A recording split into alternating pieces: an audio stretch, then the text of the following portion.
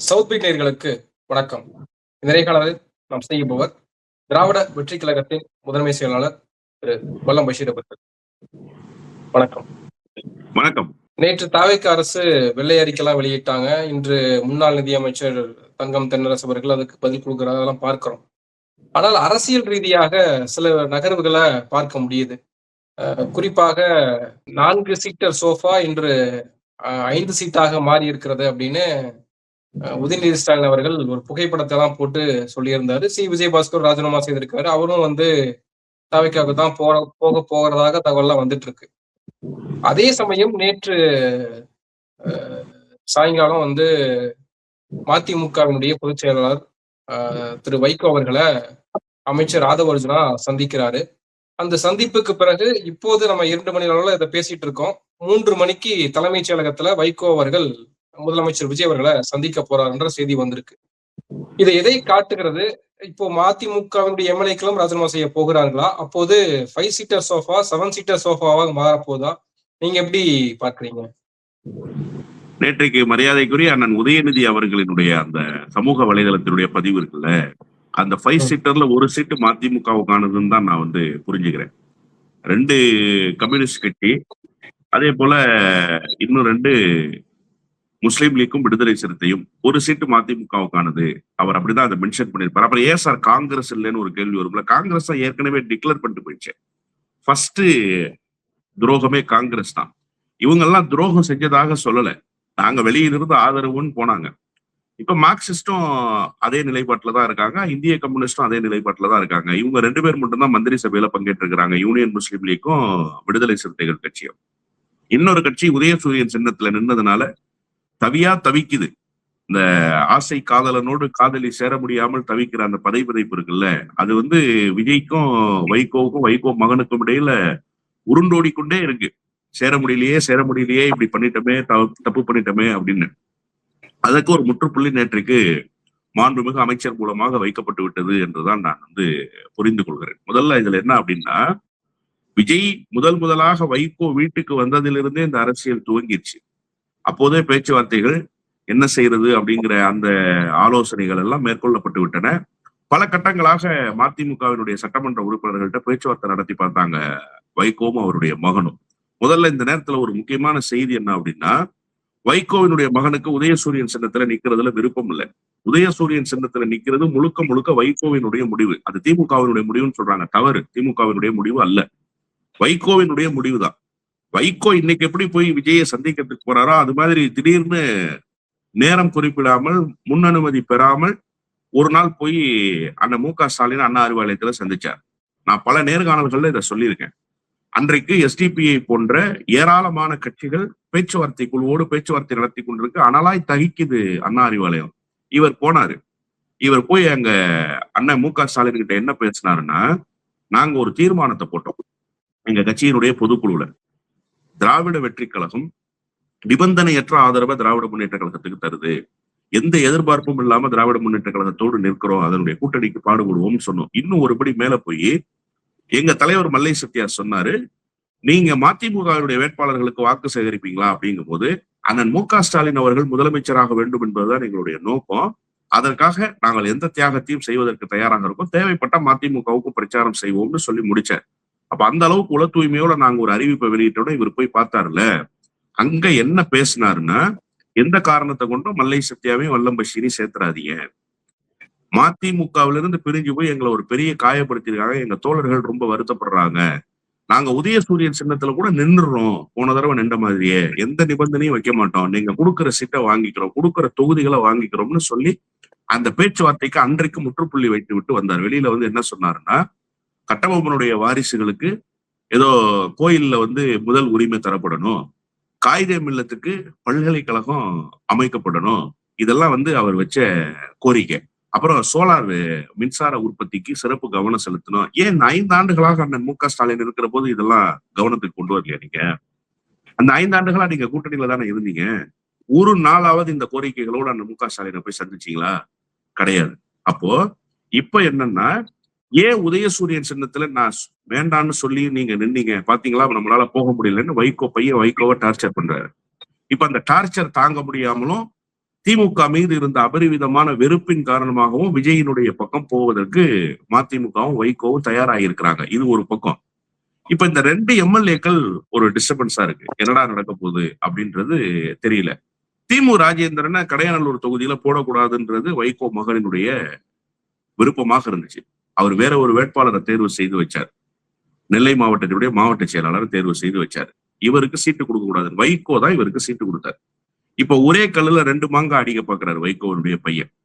இன்னைக்கு தினமலர்ல செய்தியாக இருக்கு, 2 சட்டமன்ற உறுப்பினர்கள் ராஜினாமா செய்யறதுக்கு மறுப்பு தெரிவிச்சிருக்கிறாங்க அப்படின்னு இன்னைக்கு காலையில செய்தி வந்திருக்கு. ஆனா என்னன்னா, நேற்றைக்கு அமைச்சர் வந்து சந்தித்து விட்டு போனதற்கு பிறகு ராஜேந்திரனும் செந்தில் செல்வனும் ராஜினாமா செய்வதற்கு தயாராகி விட்டார்கள். அதுக்கு முதல் காரணம் என்னன்னா, 2 பேருக்கும் 20 கோடி ரூபாய் பேசி முடிக்கப்பட்டு விட்டது. 40 கோடி ரூபாய் தரத்துக்கு ரெடி ஆயிட்டாங்க தாவேகா தரப்புல. அந்த 40 கோடியை வாங்கிட்டு ராஜினாமா பண்ற முடிவு கொண்டாங்க. நேற்று காலையில கலைவாணர் அரங்கத்துல பயிற்சி முகாமுக்கு வந்த ராஜேந்திரன் காரை விட்டு இறங்கணும்னு நேரா போய் புஷி ஆனந்த சந்திக்கிறார். புஷி ஆனந்த சந்திச்சு கை குலுக்குறாரு. அதன் பிறகு அங்க நடந்த பேச்சுவார்த்தைகள், ஒரு பக்கம் அங்க வெள்ளை அறிக்கை வெளியாகிட்டு இங்க வந்து ஆதவ அர்ஜுன் வைகோ வீட்டுக்கு அண்ணா நகருக்கு வந்துட்டார். சரி சார், ஒரு மினிஸ்டர் வீட்டுக்கு வந்தார்ல, அவர் ஒரு அமைச்சர், ஒன்னும் சாதாரண நபர் இல்ல, பழைய மாதிரி லாட்டரி சீட் விற்கிற நபர் இல்ல அவரு. இப்ப அமைச்சர் ஆயிட்டாரு. வைகோ ஒரு கட்சியினுடைய தலைவர். என்ன நோக்கம் சொல்லப்பட்டுச்சா அந்த நாட்டு மக்களுக்கு? எதுக்காக ஒரு சந்திப்புன்னு சொன்னாங்க. மரியாதை நிமித்தமான சந்திப்புனா திடீர்னு வந்து சந்திக்க வேண்டிய அவசியம் என்ன இருக்கு? திடீர்னு வந்து சந்திக்க வேண்டிய அவசியம் என்ன சார் இருக்கு? ஏதாவது ஒரு காரணம் இருக்கணும்ல. ஏன் அன்புமணி ராமதாஸை போய் சந்திக்கல? ஏன் சீமானை போய் சந்திக்கல?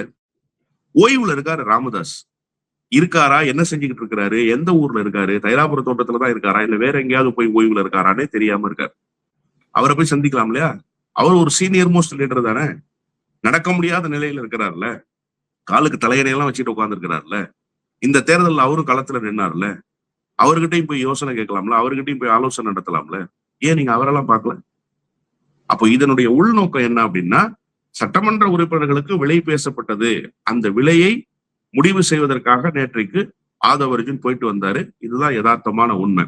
இப்ப இன்னைக்கு வைகோ சந்திக்க போறாரு. வைகோ சந்திக்க போறதும் 2 கோரிக்கைகளோட போறாரு.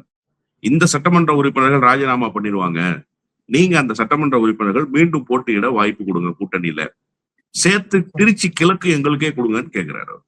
திருச்சி கிழக்கு எங்களுக்கு கொடுங்க, நாங்க போட்டியிடுறோம், எங்க கிட்ட வேட்பாளர் இருக்காங்க, போன முறையே நாங்க போட்டியிட வேண்டியது, நீங்க போட்டியிட்ட தொகுதியில நாங்க போட்டியிட்டு வெற்றி பெற்று காட்டுறோம் தனிச்சின்னத்துலன்னு 3 சீட்டு கேட்கறதுக்காக ஒரு கோரிக்கை. இன்னொன்று, டெல்லியினுடைய சிறப்பு பிரதிநிதியாக வைகோவை நியமிக்கணும்னு வைகோவினுடைய மகன் விரும்புறாரு. அதை வைகோவும் விரும்புறாரு. ஏற்கனவே அண்ணன் AKS விஜயன் இருந்தாரு, நாகை அசோகன் இருந்தாரு, தலவாய் சுந்தரம் இருந்தாரு, இப்படி எல்லாம் இருந்தாங்க. அண்ணன் கம்ப செல்வேந்திரன் இருந்தாரு, இப்படி எல்லாம் இருந்தாங்க இல்லையா? இப்ப அந்த டெல்லிக்கு நம்ம எம்பியா போக முடியலையே அப்படிங்கிற அந்த வருத்தம் வந்து வைகோவை ரொம்ப வாட்டி வதைக்குது. டெல்லிக்கு போகணும், அந்த டெல்லியில இருக்கிற தலைவர்களோட உட்கார்ந்து லாபி பண்ணணும், இந்த புரோக்கரேஜ் வேலை செய்யணும் அவருக்கு ரொம்ப முக்கியமா. அது என்ன லாபின்னு ரொம்ப நயமா சொல்லி, யதார்த்த மொழியில் சொல்லணும்னா அந்த வேலை செய்யணும் அவருக்கு. அதனால அவருக்கு இப்ப ரொம்ப துடிக்குது, இருப்பு கொள்ளல. அதனால அவரை டெல்லி பிரதிநிதியா நியமிக்கணும். இந்த 2 கோரிக்கைகளோடு தான் இன்னைக்கு போறாரு. எப்படி அன்னைக்கு அண்ணன் MK ஸ்டாலினை எங்க விஷயத்துக்காக சந்திச்சுட்டு வெளியில வந்து சொன்னாரோ, அது மாதிரி இப்ப இன்னைக்கு வந்து சொல்லுவாரு, இன்னும் சந்திக்கல, 3 மணி, நீங்களே நேரத்தை குறிப்பிட்டு சொல்லிட்டீங்க, நான் வந்து சவுத் பீட்டினுடைய நேயர்கள் பார்வைக்கு விட்டுறேன் இந்த விஷயத்த, நான் 2 மணிக்கு உட்கார்ந்து பேசுறேன். நான் சொல்றேன் பாருங்க, என்ன சொல்லுவாருன்னா, ஸ்டெர்லைட் ஆலையில வந்து உற்பத்தி துவங்குறதுக்காக அனில் அகர்வால் அனுமதி கேட்டிருக்கான், அதை நான் வந்து தடுத்து நிறுத்தணும்னு விஜய் கிட்ட கோரிக்கை வச்சிருக்கேன். இதை சொல்றாரா இல்லையான்னு பாருங்க. என் காது அறுத்துக்கிறேன் அவர் சொல்லலைன்னா.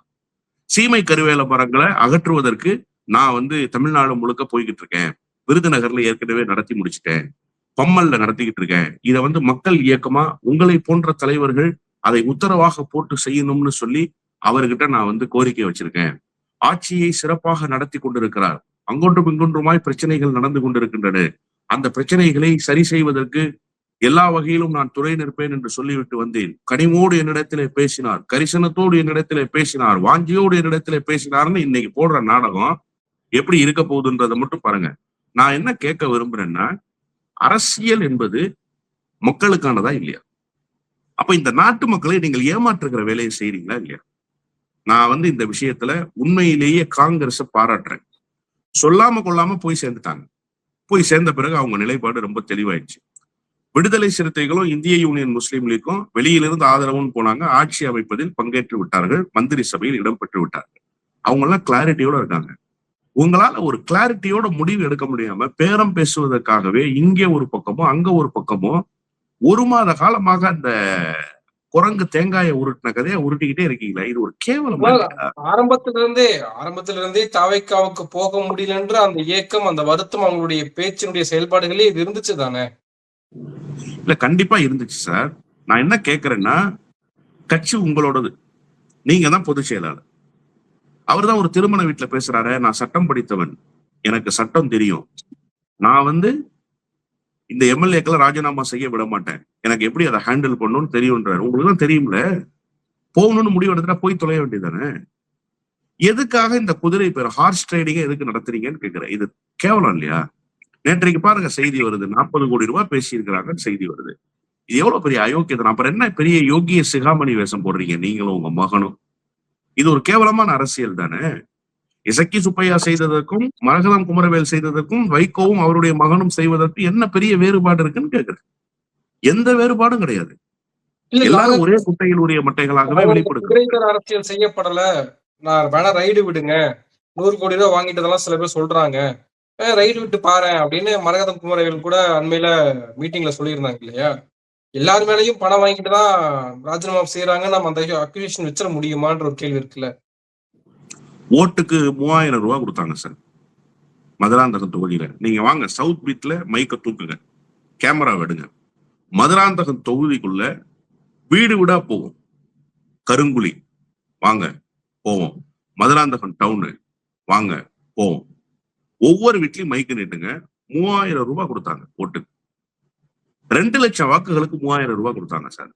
இது அங்க தேர்தல் களத்தில் பணியாற்றிய பாட்டாளி மக்கள் கட்சியினுடைய நிர்வாகி ஒருவர் சொன்ன தகவல். அங்க அந்த பணத்தை வாங்கிக்கிட்ட மக்கள் சொன்ன கருத்து. அப்போ 3000 2 லட்சம் ஓட்டு எவ்வளவு ஆச்சு? 60 கோடி ரூபாய் ஆச்சு இல்லையா? 60 கோடி தானே சார் கணக்கு. ஓட்டுக்கு 3000ன்னா 2 லட்சம் ஓட்டுக்கு 60 கோடி ரூபாய் கணக்கு. அடிப்படை செலவு, தேர்தல் அடிப்படை செலவுகளுக்கு ஒரு 5 கோடி வச்சுக்க, 65 கோடி ரூபாய். இது இல்லாம சீட்டு வாங்குறதுக்கு எடப்பாடி பழனிசாமிக்கு காசு கொடுத்து தான் சீட்டு வாங்கிட்டு வரணும். சும்மாலாம் எடப்பாடி பழனிசாமி இந்த தடவை சீட்டு கொடுக்கல. விஜயபாஸ்கர்ட்ட காசு வாங்கிட்டாரு, OS மணியன்ட்ட காசு வாங்கிட்டாரு, முன்னாள் எம்எல்ஏக்கள் முன்னாள் அமைச்சர்களுக்கு மீண்டும் சீட்டு கொடுப்பதற்கு காசு வாங்கிட்டாரு அவரு. அப்போ எல்லாம் சேர்த்து 70 கோடி ரூபாய். 70 கோடி ரூபாய் செலவு செய்த ஒருவர் ராஜினாமா பண்ணிட்டு போறாரு. அவ்வளவு என்ன சார் பெரிய லட்சிய நோக்கம் விஜயினுடைய கரத்தை வலுப்படுத்துவதற்கு? யோசிச்சு பாருங்க. மரகதம் குமரவேல் ஒரு தடவை நாடாளுமன்ற உறுப்பினர், ஒரு தடவை சட்டமன்ற உறுப்பினர், மீண்டும் சட்டமன்றத்துக்கு தேர்வு செய்யப்பட்டிருக்கிறார். 70 கோடி செலவு செய்துட்டு விஜயினுடைய கரத்தை வலுப்படுத்துறதுக்காக ராஜினாமா பண்றாங்கன்னு நீங்க நம்புறீங்களா? ஒரு ஊடகவியலாளரா? இந்த நாட்டு மக்கள் நம்புவாங்களா? சரி, நான் இப்படி கேட்கிறேன், 70 கோடி ரூபாயை செலவு செய்து உடனடியாக ராஜினாமா செய்ததற்கு எந்த விதமான பிரதிபலனையும் அவர் பெறவில்லைன்னு சொன்னா ஏற்க முடியாதா சார் இருக்கு? இதை நம்ப முடியுதா சார்? கண்டிப்பாக இல்லை. நீங்க எனக்கு ஐடி ரைடு விடுங்க, அமலாக்கத்துறையை அனுப்புங்க, இது இல்ல செய்தி. அதெல்லாம் வரும். எப்போது வரும்ன்றது உங்களுக்கும் தெரியாது, எனக்கும் தெரியாது. யாருக்கு தெரியும்? அமித்ஷாவுக்கும் மோடிக்கும் தெரியும். தேவைப்படுகிற போது அனுப்பி வைப்பார்கள். அதனால நீங்க அதை பத்தி கவலைப்பட தேவையில்லை. இதற்கான சன்மானத்தை பெற்றுக்கொள்ளாமல் இவர்கள் ராஜினாமா செய்தாங்கன்னு சொன்னா அது உண்மையிலேயே இந்த மக்களை ஏமாற்றுகிற வேலை. மக்கள் ரொம்ப தெளிவா இருக்காங்க. மக்கள் காசு வாங்கிட்டு தானே சார் ஓட்டு போடுறாங்க. அவங்களுக்கு தெரியாதா இந்த அரசியல்வாதிகள் எப்படி இருக்கிறார்கள் என்பது? அவர்களுக்கு தெரியாதா?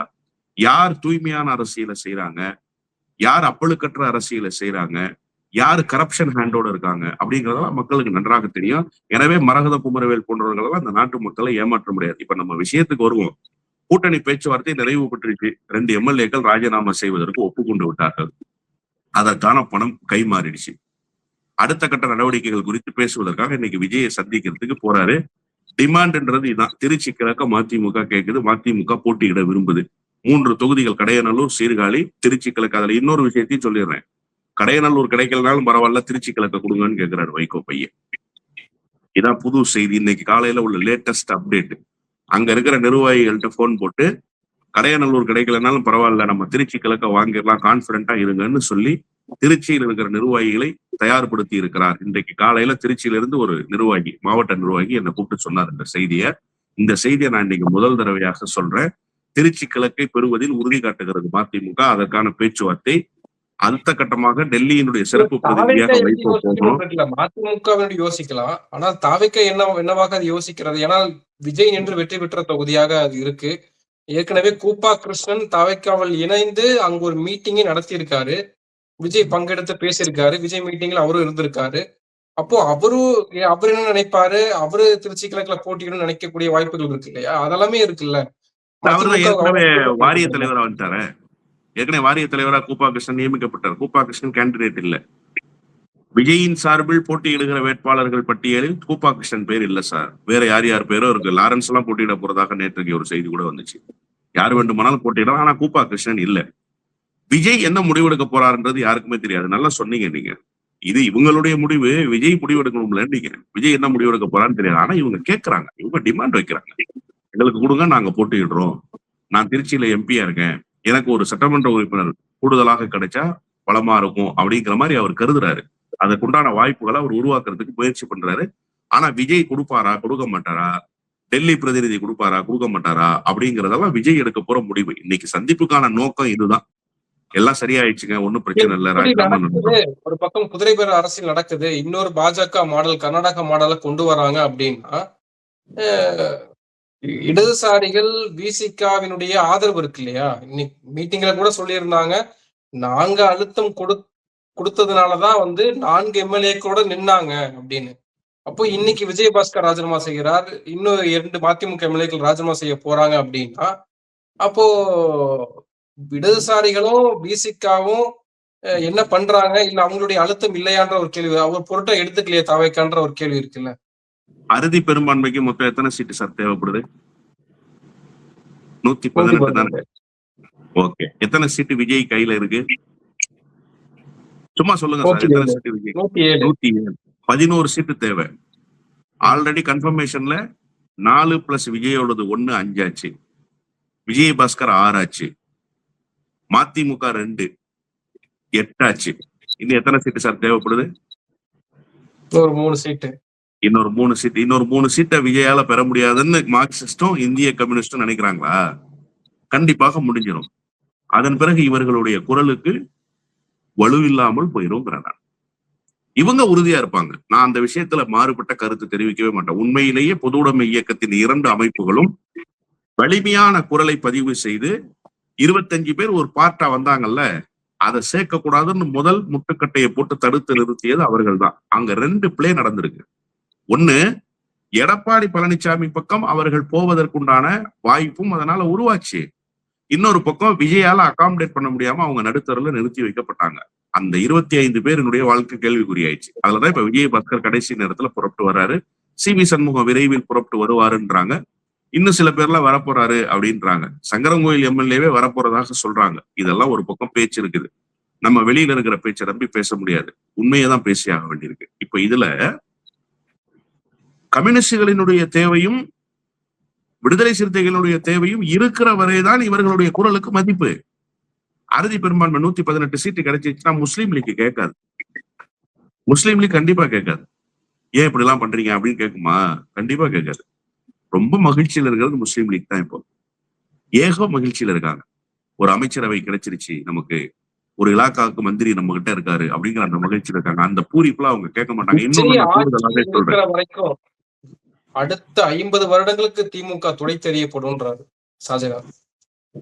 இதெல்லாம் எவ்வளவு பெரிய திமிருத்தனமான பேச்சு பாருங்க. நான் ஒரு செய்தியை, நடந்த செய்தியை சொல்றேன். அண்ணன் எஸ்.எஸ். சிவசங்கர் குன்னம் தொகுதியில போட்டியிட்டாரு. அவரை ஆதரித்து கடைசி நாள் செந்துறை கிராமத்துல பிரச்சாரம் மேற்கொள்வதற்காக எனக்கு பயணத்திட்டம் தொடர்பு கொண்டு சொல்லிட்டாங்க போகணும்னு. நான் சென்னையில இருந்து திண்டிவனம் போய், திண்டிவனத்துல அண்ணன் வன்னியரசுக்கு பிரச்சாரத்தை முடிச்சுக்கிட்டு செந்துறைக்கு புறப்படுறேன். அப்புறம் முதல் நாள் அந்த பிரச்சாரத்தை கேன்சல் பண்ணாங்க. ஏன் அதை கேன்சல் பண்ணாங்க அப்படின்னா, பாபநாசம் தொகுதி ரொம்ப வீக்கா இருக்கு, அதனால பாபநாசத்துக்கு போய் ஷாஜகானுக்கு ஓட்டு கேளுங்கன்னு சொல்லி, அண்ணன் சிவசங்கருக்கு ரொம்ப நெருங்கிய உறவுகள் இருக்கக்கூடிய பகுதி அந்த பகுதி. நிரம்ப செல்வாக்கு பெற்றவர் அந்த பகுதியில. அவருடைய மாமனார் அந்த பகுதியில கோலோச்சியவர். அவருக்கு ஒரு பாரம்பரியம் இருக்கு. இவர் கேண்டிடேட்.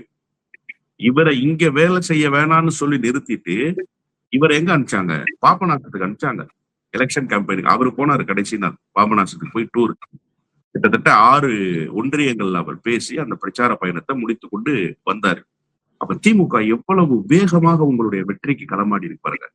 துரைக்கண்ணு இருந்தார் இல்லையா, வேளாண் துறை அமைச்சரா, அவருடைய பையன் தான் கேண்டிடேட் சண்முக பிரபு. பலமான கேண்டிடேட். அதாவது பாரதிய ஜனதா கூட்டணின்னு சொல்லி இஸ்லாமியர்கள் புறக்கணிச்சிட முடியாத அளவுக்கு இஸ்லாமியர்களோடு நெருக்கமாக இருந்த கேண்டிடேட். பண்டாரவடை, ராஜகிரி, ஐயம்பேட்டை, வலுத்தூர், இந்த ஊர்ல நடந்த நல்லது கெட்டது சுக துக்கங்களுக்கு ஷாஜகான் வந்திருக்க மாட்டாரு. கடந்த காலத்துல சண்முக பிரபு போயிருப்பார். அந்த அளவுக்கு நெருக்கமான தொடர்புடைய ஒரு கேண்டிடேட். அவரை எதிர்த்து ஜெயிக்கிறதுங்கிறதே பெரிய பாடு. ஜெயிக்கவே முடியாதுங்கிற சூழல். பிளஸ் வன்னிய சமூகத்தினுடைய வாக்கு வங்கி, அவர் வன்னியர் கேண்டிடேட். இதெல்லாம் அவருக்கு பிளஸ்ஸா இருந்துச்சு. இதையெல்லாம் ஓவர்லுக் பண்ணி அவரை 3வது இடத்துக்கு தள்ளுகிற அளவுக்கு தேர்தலில் வியூகம் வகுத்து, ஏணி சின்னத்துக்கு அங்க என்ன சார் வேலை இருக்கு, அங்க எங்க சார் இருக்கு முஸ்லீம் லீக் கட்டமைப்பு இருக்காங்க. நான் குறைச்சு மதிப்பிடல. தஞ்சாவூர் மாவட்டத்திலேயே அந்த பகுதியில கொஞ்சம் முஸ்லீம் லீக் ஓட்டு வங்கி வச்சிருக்காங்க, இல்லைன்னு நம்ம மறுக்க முடியாது. அது எவ்வளவா இருக்கும்? அதிகபட்சம் 2000, அதுவும் அதிகபட்சமாக வச்ச 5000, அவ்வளவுதான் இருக்கும். அதை தாண்டி ஓட்டு இருக்கா? ஆனா நீங்க இன்னைக்கு வெற்றி பெறுகிற சூழலை உருவாக்கி உங்களுக்கு அந்த தொகுதியை தக்க வைப்பதற்கு எவ்வளவு முயற்சிகளை திமுக மேற்கொண்டிருக்கும். அந்த நன்றி கொஞ்சம் கூட இல்லையே, அந்த கிராட்டிடியூடு கொஞ்சம் கூட இல்லையே.